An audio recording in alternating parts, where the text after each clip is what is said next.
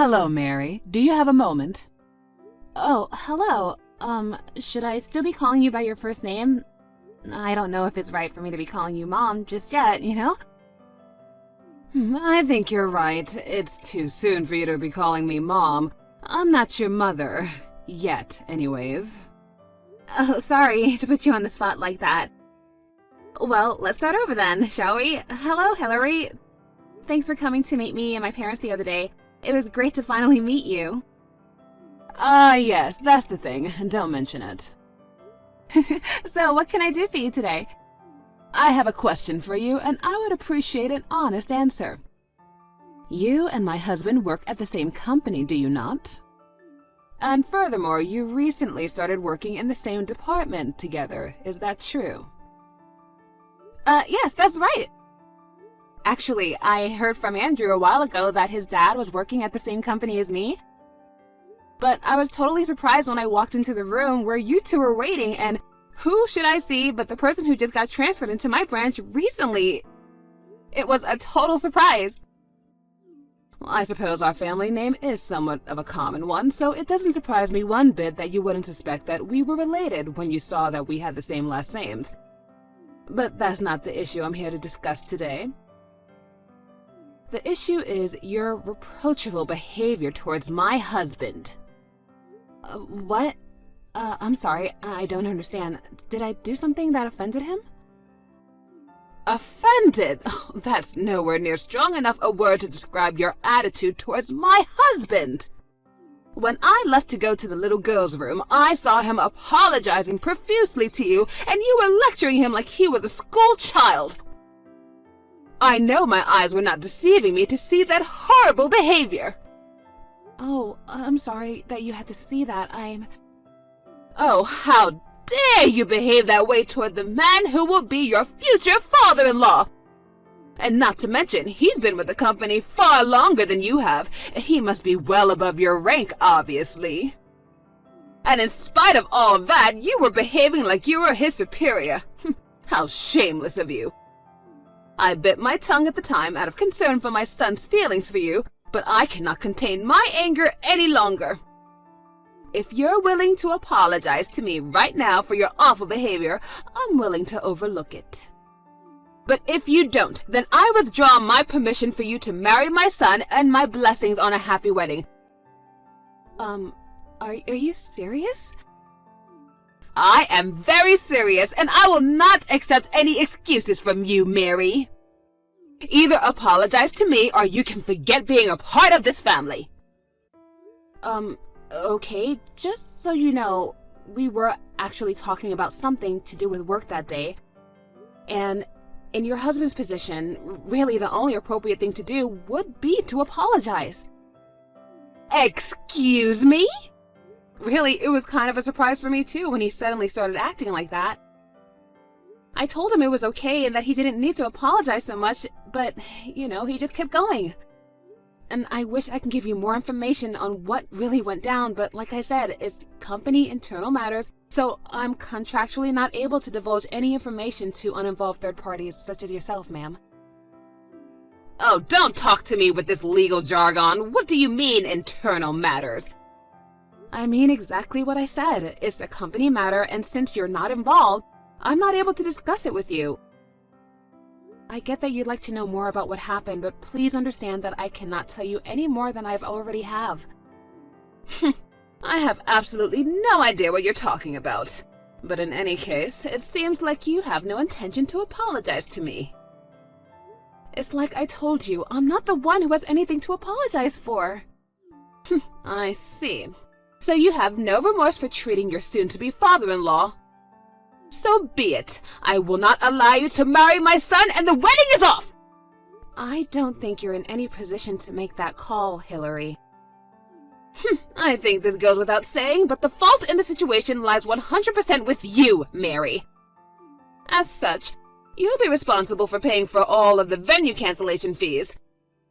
I'll be contacting our lawyer very shortly, and we'll be suing you for that and for the pain and suffering that you have caused this family.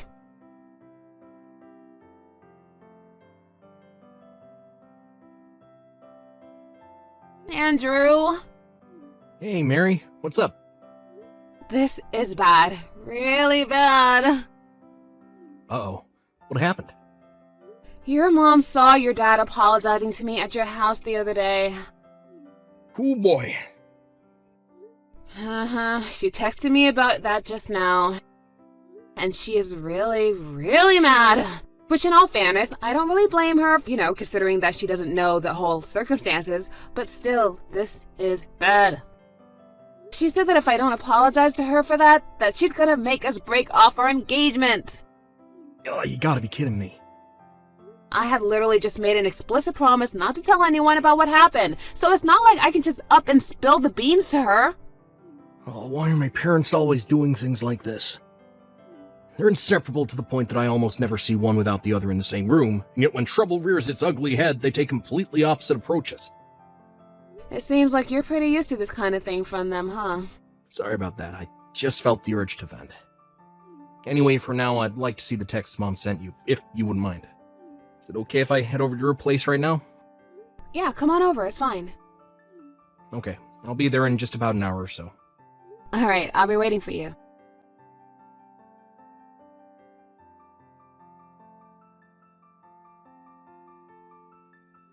Hello there, Mary.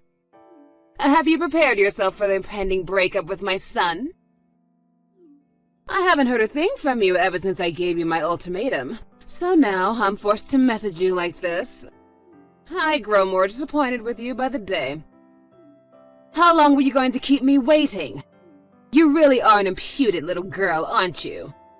If you're trying to wait it out and hope I forgive you, it's not going to work. I will not consent to this marriage until you've given me a proper apology. If I may be so bold, I'm marrying Andrew, not you. Why exactly do I need to have your consent? Oh, excuse me? I doubt that Andrew would want to break off our engagement because I won't apologize over a situation in which I did nothing wrong. And frankly, I'm perplexed that you would simply assume that I was in the wrong rather than talking to your husband and finding out what actually happened. That's very immature of you. I'm at a loss of words for you, Mary. To think that you would speak in such an uncivilized manner to the mother of the man you're hoping to marry! Hoping? Yes, hoping! I haven't opened up my consent for you just yet, have I? Oh, I must have missed where we established that I even needed your consent. You little— stop interrupting me! I'm giving you the lecture that you deserve right now! Oh, right. By all means, go ahead. If a family were like a company, then the mother-in-law is like the superior and the daughter-in-law is the subordinate. And subordinates are supposed to listen to their superiors, correct?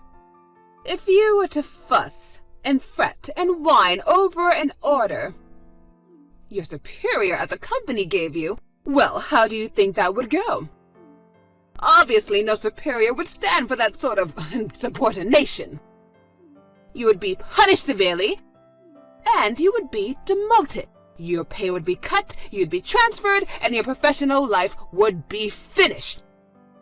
Surely even someone of your intellectual capacity could understand what I just explained. Yes, I understand perfectly. So I take this to mean that if someone at a real company actually was repeatedly insubordinate to their superior, then you'd have no issues with that subordinate receiving those type of punishments you laid out, correct? Exactly. Subordinates should know their place. A subordinate who does not and openly disrespects his superior should not go unpunished. Hillary, you are so smart, and I agree with you. Alright, that settles it. Looks like your husband is getting transferred. What? Technically, the final call isn't mine to make, but you should probably operate under the assumption that it is going to happen, so I think you should start preparing accordingly to this. Wait, what nonsense are you talking about? You know, I'm sure you're about to become very busy. Since you're going to be moving soon, you should probably start looking for a new house or an apartment, as soon as you get the word of where he's being transferred to. Wait, Mary, what are you talking about? What are you rambling about right now? So, sorry, I gotta go. I have some stuff to do. I need to get back to work.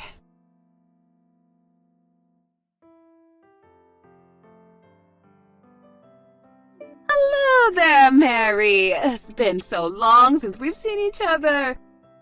Would you like to come over and have some afternoon tea with me someday soon? Maybe tomorrow. What are you doing? A friend of mine gave me a box of the most wonderful tea the other day, and I knew I had to share it with you. Oh, and I'm also going to pick up some cake from that new pastry shop downtown. Are you free this weekend? I'd love to have you over to our house if you don't mind.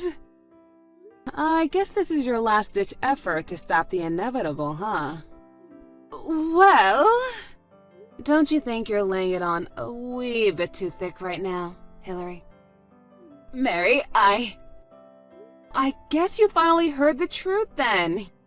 You know, about my husband and your husband's position in the company. I heard everything. Come to find out, my husband is a complete useless employee who keeps getting sent around to different departments once he makes too much of a mess for them to deal with. And 3 months ago, he got sent to a new department to work under a young and upcoming leader in the company who happens to be you, Mary. He was frustrated and embarrassed that someone as young as you was placed above someone else who has been in the company as long as him. So he got desperate to prove himself and started working at a faster pace than ever before, which ended up causing a world of problems for your clients and other departments. And since you're his direct superior, you're the one who always had to clean up for his messes. Yeah, that just about covers it. So the reason he was apologizing that day when you came over to meet my parents and I was because he was so shocked to learn that his son's fiancée was none other than the boss he had been causing so much trouble for at the office. And he was desperate to keep you from finding out about what a total disaster his career has been. He was begging me not to tell you that I was his boss. And I had to stop him from getting on his knees and begging me, and that's probably why you thought that I was lecturing him. So you weren't lecturing my husband, you were just trying to get him to maintain his dignity. Oh, and by the way, I guess he was counting on Andrew taking his side and helping to convince me to help him out. He was all like, "You're a man too, son, aren't you? You must know what sort of position I'm in." But Andrew wasn't going for it at all. He just let out a huge sigh and walked out of the room. I see. So that's what happened. I've always been the type to have a pretty solid separation between my work life and my private life. And since our relationship at work would probably only serve to cause problems between us as a family, I didn't have any intentions of bossing him around outside of work. At first, anyway. Then I found out what your husband had been doing at the office ever since he found out I was marrying Andrew. He's been name-dropping me at the company and trying to get other people to give him credit for their work. Like threatening to get them fired if they didn't do as he demanded. He did. I received multiple complaints of that nature from multiple employees in my department. So I made a report of my own to my superior. And as a result, it's been decided that your husband is getting transferred to a branch in, well, the middle of nowhere. Oh no. Oh yes. And you know, you should be grateful, honestly.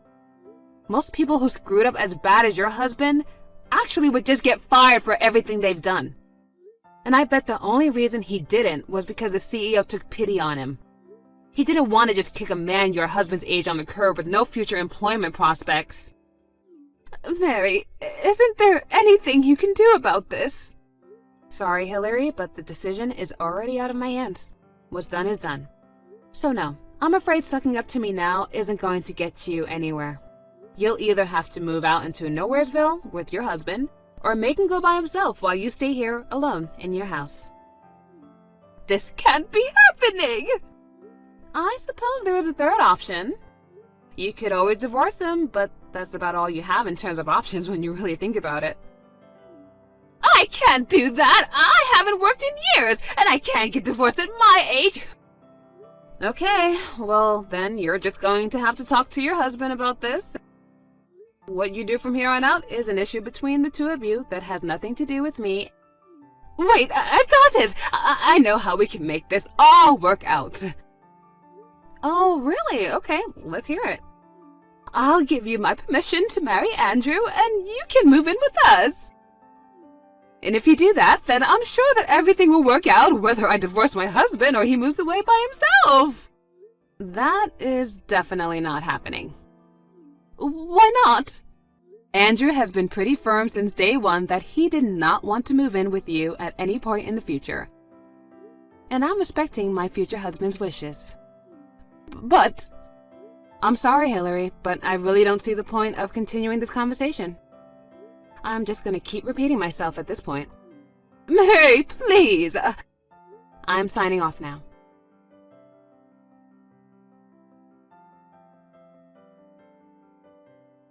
After that, I understood Andrew's parents got into a massive fight. Hillary needed someone to finance her lifestyle, and her husband needed someone to take care of all of the housework. And since neither of them were likely to find a replacement for the other at their age, they decided not to get divorced. So the not-so-happy couple set off for their new life in Nowheresville.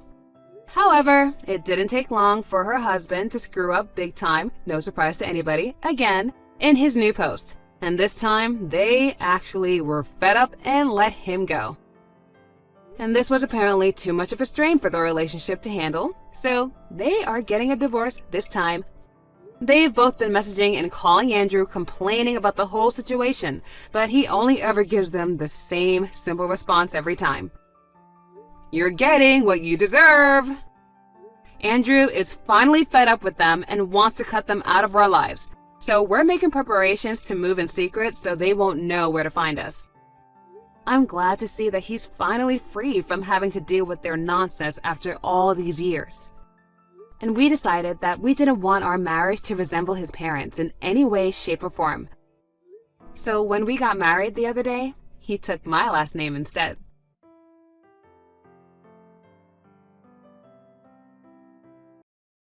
Hey, Harry, where the heck did you run off to, boy? Your lunch break ended ages ago. You have no right to slack off. You do well to remember you're nothing but a filthy temp worker at this company. If it were up to me, you'd be working straight through your lunch break, you damn moron. Hey, Dick. I'm out doing door-to-door sales with Greg, the sales manager today. Huh? With Greg? Thought it was weird when I couldn't find him, telling me he's with you. He's away picking up the car from the mechanics right now, but I can pass on a message if you want to leave one with me. I ain't got jack to say to you, boy. Damn it, I'm pissed. I thought I was going to be able to force you to do all my work without that loudmouth Greg around. I can't freaking believe you're out doing the rounds with him. Looks like he's back. Just pulling in now. What? You better not tell him about what I just said. This conversation stays between me and you, boy, or are we clear? Good morning, Dick. Hate to have to message you like this, but can I ask why there's a massive pile of documents you were supposed to take care of on my desk? I wouldn't be opposed to helping you out with a few pages here and there if you actually asked me, but this is going too far. Oh, that? I was going to ask you yesterday. You went straight home after your sales calls and I didn't get a chance.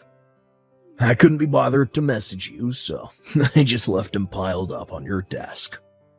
I see. Anyway, where are you today? Me? It's my day off today. Oh.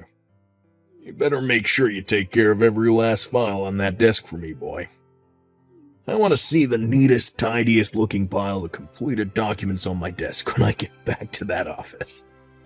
Sorry, but I can't do this work. Huh? That goes for now and from now on, too. But I won't be doing your work anymore, Dick. Not even if you try forcing it on me. So you might as well save us both the trouble and not even bother trying. What? You dare defy my orders? Sorry, manager's calling me. Gotta go. No, wait. No, I really gotta go. But the deadline on that stuff is today.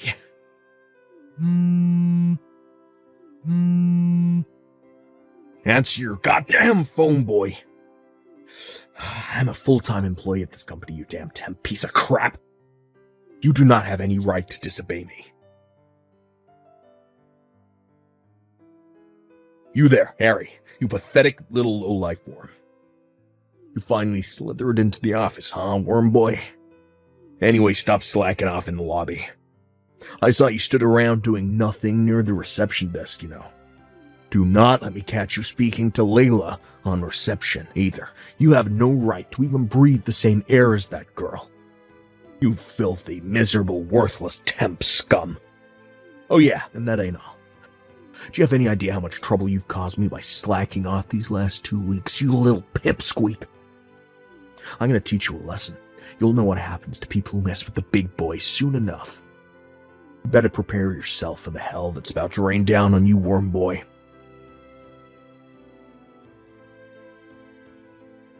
How'd you like that for a kick, pipsqueak? Bet it hurt, didn't it? You know what? Kinda reminded me of my old high school days, back when I used to flush nerds like you's heads down the toilet. I got a nostalgic throb in my right leg thanks to you, loser. You know what they used to call this right leg in my school days?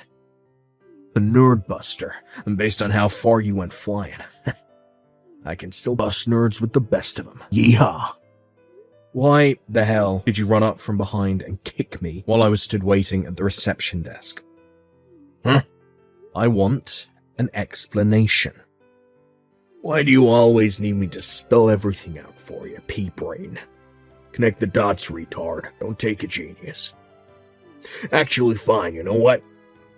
I'll tell you this time, since I feel bad for you. Alright, so I kicked you because Kayla from reception, my girl. I gave you an ass whooping because I saw you slacking off, stood at reception trying to get into her panties. I warned you this would happen, but you didn't listen. Don't you dare flirt with my girl again, filthy temp scum. We clear now? We heckin' better be. Now get back to your desk and get work. If I catch you slacking off again, I'll flying karate kick you next time. Pea-brained moron. Dick, I kinda get the impression you don't know. Could it be? Know what? I came from our biggest client company, Sadler's Stationery. Huh? They offered me a full-time contract a while back. I finally decided to take them up on it and left your company 2 weeks back without updating my temp contract. Well, I work for them on a regular full-time contract now. Wait, what? I didn't know about this. Well, that's strange. I announced it in front of everyone at morning call about a month before my contract ended. Well, I just said I didn't know. Well, Dick, whether you know or not changes nothing. I announced it in front of everyone at morning call, got a huge round of applause, and then everyone even pitched in for a goodbye card and a bottle of whiskey on my last day. Aren't they a great bunch? Well, I just said I didn't frickin' know! Anyway, the bottom line is I hold a senior position at Sadler Stationery, your company's biggest, most long-term client. The reason I visited your office today was to introduce myself as the person in charge of all dealings with your company, alongside the announcement of the establishment of a new department at our HQ. The plan was to have some lengthy discussions with your superiors about the future of our business dealings together. But unfortunately, I twisted my ankle with the momentum of you kicking me across the lobby, and I'm in no condition to be discussing business anymore. Wait, what? Seriously? I just got treated at a local doctor's and received a diagnosis certificate. Well, I'm about to head back to your office and wait for the CEO of Sadler's Stationery to come pick me up. He seems awfully concerned about me and wants to know exactly how a routine introduction ended up with me at the doctor's with a twisted ankle. Let me guess. Dick, I bet you're currently up to your old trick of hiding away on the roof where you think no one can find you right now, aren't you? What? Your CEO is coming. No way. I'm not hiding. Oh, that's weird. You see, your boss says he can't find you anywhere. The entire company is looking for you as we speak. Based on what my contacts tell me, it's chaos. Oh my god. Are you serious? Oh, this is bad. Real bad. Adam, our company's CEO would like to ask you a couple of questions.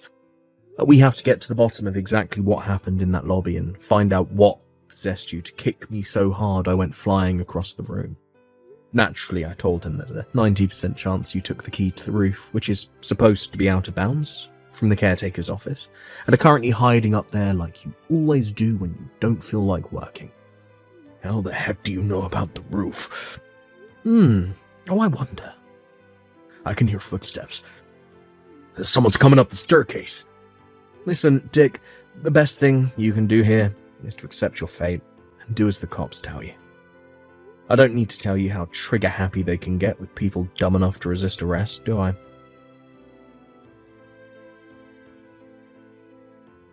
Goddamn you. I lost my goddamn job because of you, asshole. How are you gonna make up for this?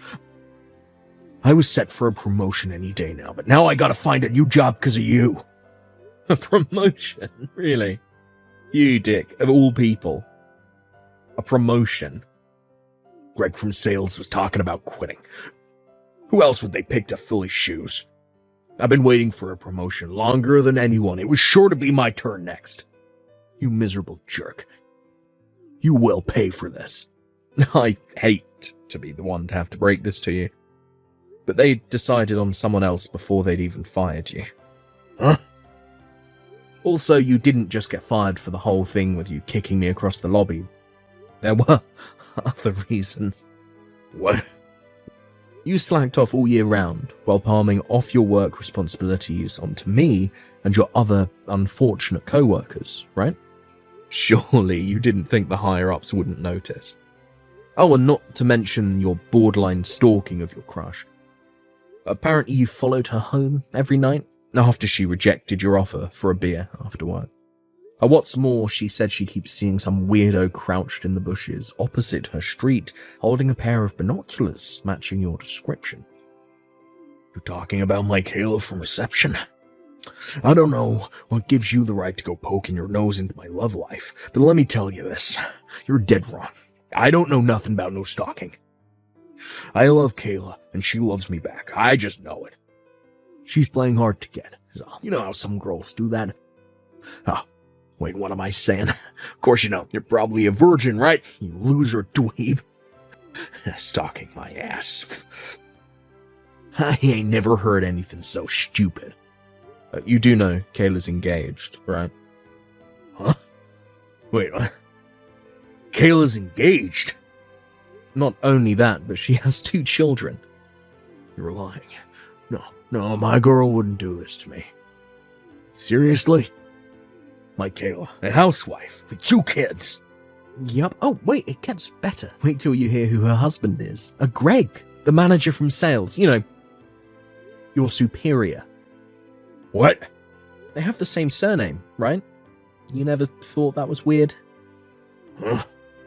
Oh my god, you're right. I never noticed. Oh, yeah, that reminds me. I figure I should make this as clear as humanely possible to you, since you probably weren't listening when it got announced during morning call, just like you weren't that time with me. But the reason Greg is resigning is because he's moving to Sadler's Stationery, which means me and him are going to be working at the same company real soon. What? His reason for leaving is pretty much exactly the same as mine. The whole thing took a little longer for him since they had to find replacements to take over his clients. But he'll be working at Sadler's Stationery, here with me from the start of next month. I can't believe this is happening. Sadler's Stationery is well known for paying salaries way above the industry average, treating its employees really well. This ain't fair. You pair of traitors. You have any decency in you, you'll speak to the bigwigs. Get me a job there by way of apology for your despicable behavior. It looks like the recruitment process for the mid-career slots is over for the year now, so you'll have to wait till more job openings are available. Sorry. That's not what I meant. I mean, get me a job by calling in a favor or 2. Well, it's funny you should say that. Well, speaking of pulling in favors, you got your job there through a good word from your uncle who works as head of human resources, right? How'd you know that? Anyway, so what if I did? I heard some of the responsibility for your violent outburst in the lobby got pinned on him, and he got demoted. What? I'm not saying it's necessarily always a bad thing for people to get jobs through personal connections, and if we're honest, that's just how the world works.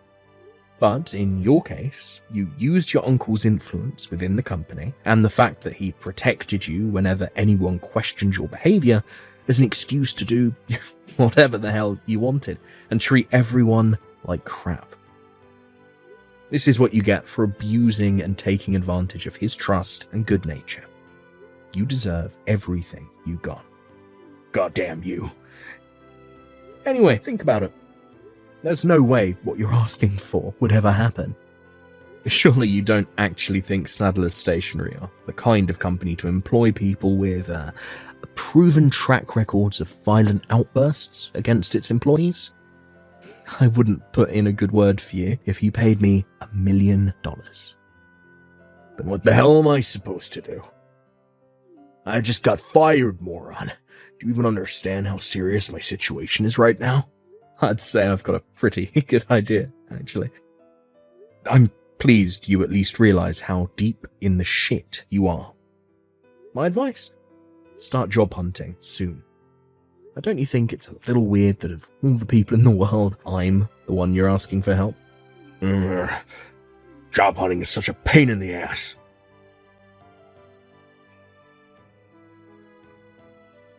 Hey, Harry. What the heck is this crap? A bill for compensation? I don't understand. Hey, answer me.